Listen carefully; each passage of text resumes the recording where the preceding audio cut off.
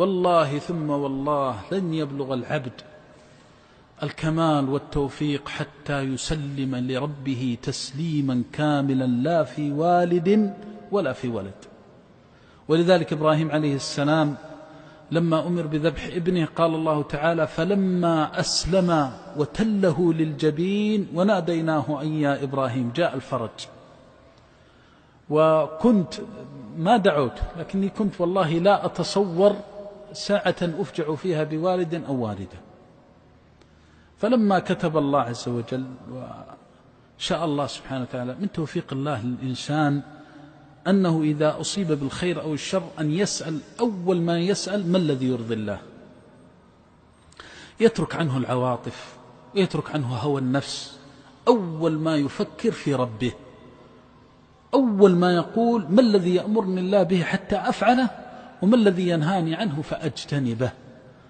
فلما جاء أمر الله عز وجل سألت نفسي: من الذي رزقني أبي؟ ومن الذي رزقني كذلك لما توفيت الوالدة رحمه الله؟ من الذي رزقنيهما؟ من الذي أعانني على برهما؟ من الذي مد في آجالهما حتى تمتعت برؤيتهما؟ من فوجدت كل الأمر الله الله الله، ما وجدت غير الله. فقلت: سبحان الله العظيم، أين أبي وأمي من الله؟ والله هان علي كل شيء.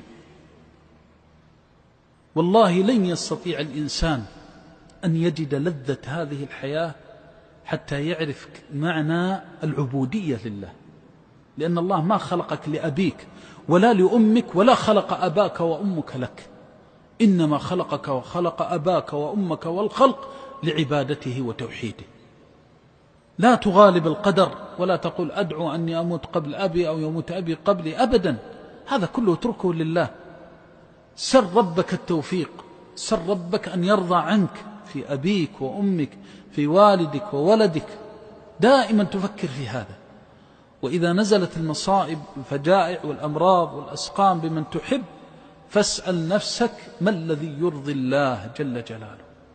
وإذا رأيت في حبك وأهلك ما يسوءك ويكدرك وجاء الشيطان ليشغلك بالعواطف، فأوصيك بوصية فيها خير عظيم لك، وهي أن الإنسان إذا رأى في والد أو ولد أو من يحب ما يكره عليه أن يتذكر شيئا واحدا، وهو أن الله أرحم بهذا المخلوق منه. ترى في ابنك، ترى في بنتك ما يسوء ما يكدر، وتبذل الأسباب، فإذا بذلت الأسباب وعالجت ومضيت عند الأطباء وقدمت ما تستطيع، بعد هذا لا تغالب القدر.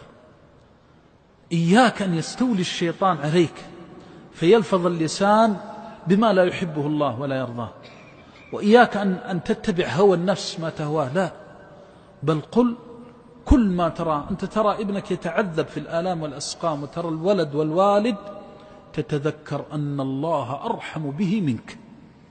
حتى إذا نصبت الموازين ونشرت الدواوين وأقبل أباك الذي هده السكر والضغط والأمراض والأسقام، ورأيته لما قام فسقط، رأيته لما حتى إنه لم يستطع أن يحرك يدا أو ينبس بلسانه، حتى إذا نشرت الدواوين والصحف وأقيمت موازين الآخرة، ورأيت من مثاقيل الحسنات التي كتبها ربك له تمنيت أن حياته كلها في هذا البلاء.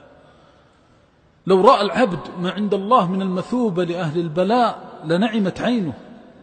ولو أن أهل البلاء يوم القيامة لما ينظرون ما يكون عند الله من المثوبة والأجر وما عند الله من الحسنات والخلف، يتمنون أن حياتهم كلها كانت بلاء وسقما وألما.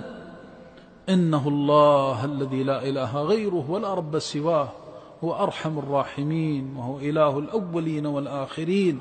فلا تغالب ربك، وعليك أن تتبع السنة، هدي الكتاب والسنة، من الصبر على البلاء وسؤال الله الثبات في برك لوالديك. هذا الذي أوصيك به.